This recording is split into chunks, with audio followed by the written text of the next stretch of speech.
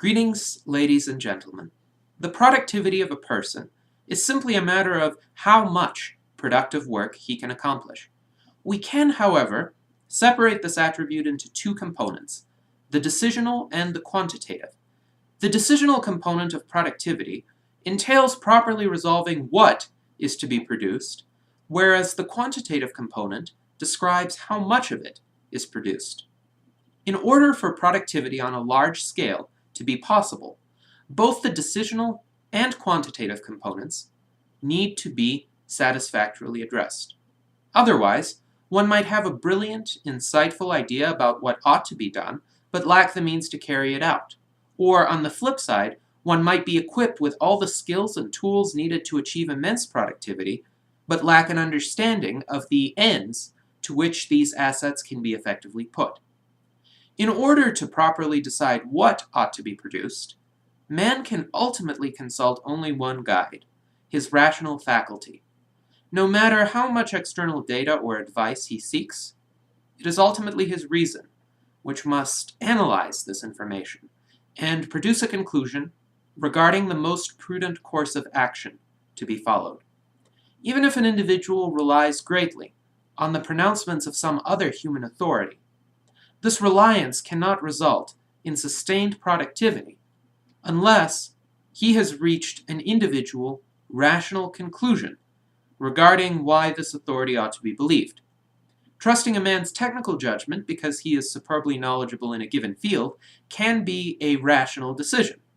Trusting him because he claims divine inspiration, a gut feeling, or the sanction of the general will can only lead to a series of endeavors that are doomed to failure from the onset, perhaps punctuated by a scarce few accidental successes. Perhaps the most useful principle for adequately addressing the decisional component of productivity is the simple but profound law of identity, A equals A. To accurately understand what must be produced and how it can be produced, it is necessary to recognize that each thing is what it is, not necessarily what one wants it to be, wishes it could have been, or hopes it will become. So many decisional errors, which impede productivity, result from individuals attempting to fit a given object into a role to which it is ill-suited. This is not to say that the object is a deficient one. In some other role it might have done a marvelous job.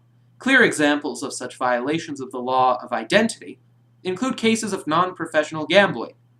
The layman gambler sees attendance at the casino as what it is not, a systematic strategy for earning him money. On the other hand, the house recognizes the law of identity quite well, and uses the casino with great success as a systematic strategy for earning it money. Tautological or not, the law of identity serves its most significant role as a reminder to individuals that in order to achieve any lasting success in the real world, it is necessary to fathom a thing's actual properties and to recognize that there is nothing more about that thing besides its actual properties.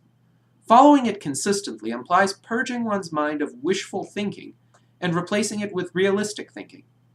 To a thoroughgoing realist, the decisional component of productivity becomes far easier to satisfy. The decisional component of productivity requires a recognition of the objective constraints facing a given individual.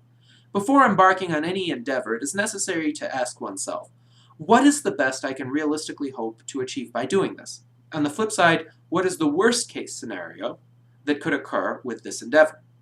Furthermore, one should not hold the best-case scenario as one's expectation.